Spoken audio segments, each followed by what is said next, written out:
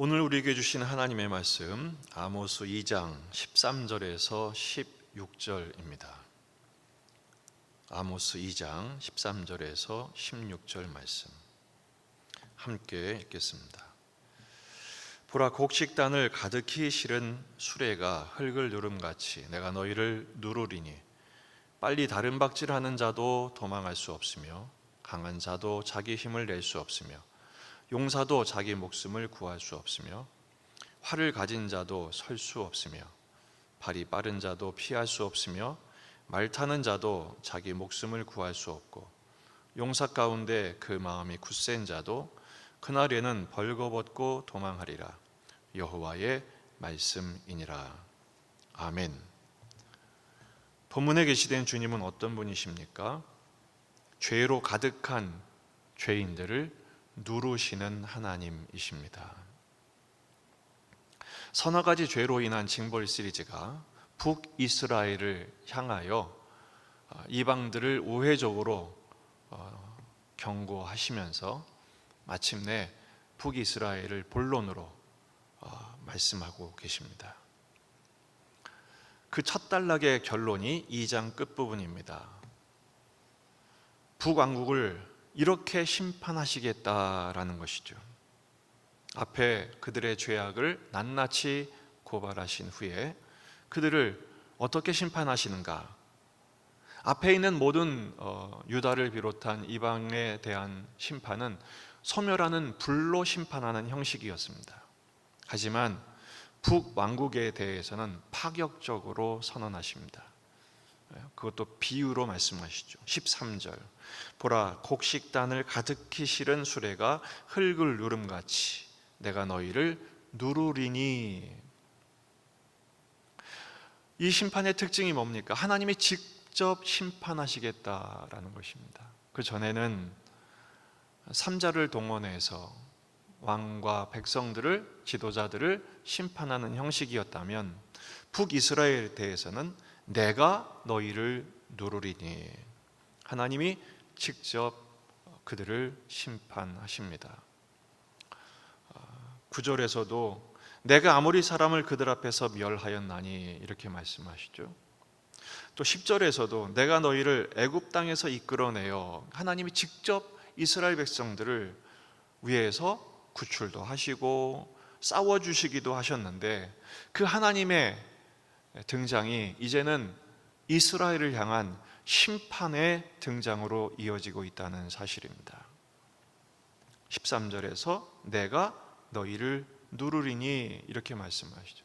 그토록 크신 은혜를 베푸셨지만 반역했던 그들을 하나님이 친히 개입하셔서 그들을 심판하시겠다라는 것입니다.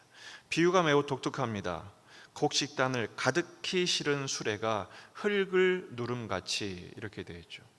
짐이 가득한 수레가 그 땅을 누르면 흙이 그 하중을 못 이기고 가루가 되지 않겠습니까? 바로 이스라엘은 흙같이 무력한 존재라는 사실을 강조함과 동시에 이 무게에 짓눌린 흙가루처럼 될 거라고 말씀하고 계십니다. 그 심판의 결과가 7가지로 표현이 되어 있습니다. 14절 빨리 다름박질하여도 도망할 수 없고 강한 자도 힘을 낼 수 없고 용사도 자기 목숨을 구할 수 없답니다. 이 14절의 내용은 용맹한 군인의 모습입니다. 그러나 아무리 용맹하다 할지라도 달릴 수도 없고 힘을 낼 수도 없고 자기를 구할 수도 없게 될 것이다 라는 거죠. 왜 그러죠? 하나님의 심판이 진두르니까요. 15절 활을 가진 자도 설 수 없습니다. 발이 빠른 자도 피할 수 없습니다. 말 타는 자도 자기 목숨을 구할 수 없습니다.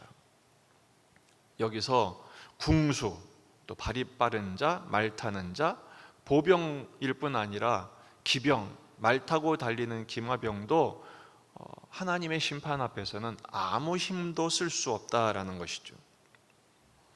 16절에 용사 중에 그 마음이 굳센 자도 그 날에는 벌거벗고 도망하리라. 용사 중에 용사, 영웅 같은 전사라 할지라도 그날에는 발가벗겨진다, 수치를 당한다라는 것입니다.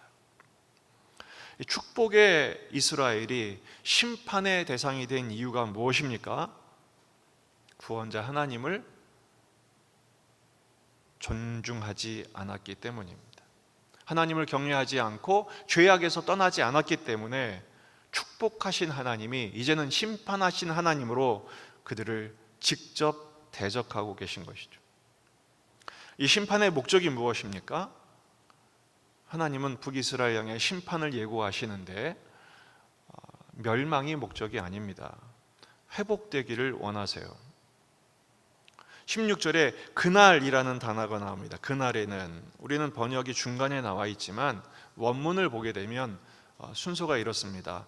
용사 가운데 그 마음이 굳센 자도 벌거벗고 도망하리라 그날에. 이 그날이라는 단어가 맨 뒤에 나옵니다. 히브리어는 원래 거꾸로 쓰지만 맨 뒤에 강조함으로써 이 그날이 지금은 심판의 날이지만 또 회복의 날이 될 수 있음을 지금 강조하고 계신 것이죠. 아모스 9장 11절, 그 날에 내가 다윗의 무너진 장막을 일으키고 그것들의 틈을 막으며 그 허물어진 것을 일으켜서 옛적과 같이 세우겠다라고 말씀하십니다. 심판의 그날에 복선이 깔려 있는 거예요. 지금은 심판이지만 하나님은 반드시 그날에 구원도 하신다라는 것입니다. 참 이것이 우리에게 심판의 그 엄중함 속에서도 소망을 보게 합니다. 우리가 살아가는 세상은 스트레스로 가득한 세상입니다. 우리 그리스도인들도 성령 충만해야 하지만 우리 현실은 스트레스 충만이죠. 재정적인 압박, 정신적인 눌림, 관계로 인한 스트레스. 하루에도 이 스트레스 때문에 우리가 얼마나 머리를 아파하는지 모릅니다. 그런데 여러분, 이 모든 눌림의 근원이 어떤 환경이나 상황, 조건이나 사람 때문만은 아니란 사실이에요. 그 근원은요, 궁극적인 근원은 오늘 본문처럼 내가 흙을 누름같이 너희를 누르리니, 하나님이 그 근원에 계십니다. 모든 세상은 하나님을 대적하고 하나님을 반역하며 하나님께 범죄한 결과 이 모든 눌림 속에 신음하고 있는 것입니다. 그러므로 오늘 말씀의 가장 중요한 교훈이 무엇입니까? 이 눌림의 현실 속에서 환경과 조건, 사람만 보지 마시고 하나님께 나오라라는 것입니다. 왜냐하면 우리 하나님께서는 예수 그리스도를 통해서 자유를 얻게 하셨거든요. 그것을 복음이라고 합니다. 누가복음 4장 18절, 주의 성령이 내게 임하셨으니 이는 가난한 자에게 복음을 전하게 하시려고 내게 기름을 부으시고 나를 보내사 포로된 자에게 자유를, 눈먼 자에게 다시 보게 함을 전파하며 눌린 자를 자유롭게 하고. 모든 눌린 자를 자유케 하시는 분은 오직 예수님밖에 없습니다. 오늘도 이 눌림의 문제 때문에 기도하러 오신 분들이 이 자리에 계십니다. 건강의 문제, 경제적인 문제, 관계의 문제, 눈물 나게 하는 고생과 고통의 떡을 먹고 있는 우리들, 모든 눌림에서 우리를 진정한 자유로 인도하시는 예수님을 만나십시다. 그리고 예수님께 다 맡겨드리십시다. 이 십자가의 복음의 능력을 확신하시고 주님께 맡겨드릴 때 죄인을 누르셨던 이 하나님의 심판의 누르심이 십자가에서 우리를 자유케 하시는 하나님의 사랑으로 전환됨을 보시게 될 것입니다. 복음의 능력이 우리를 자유케 합니다.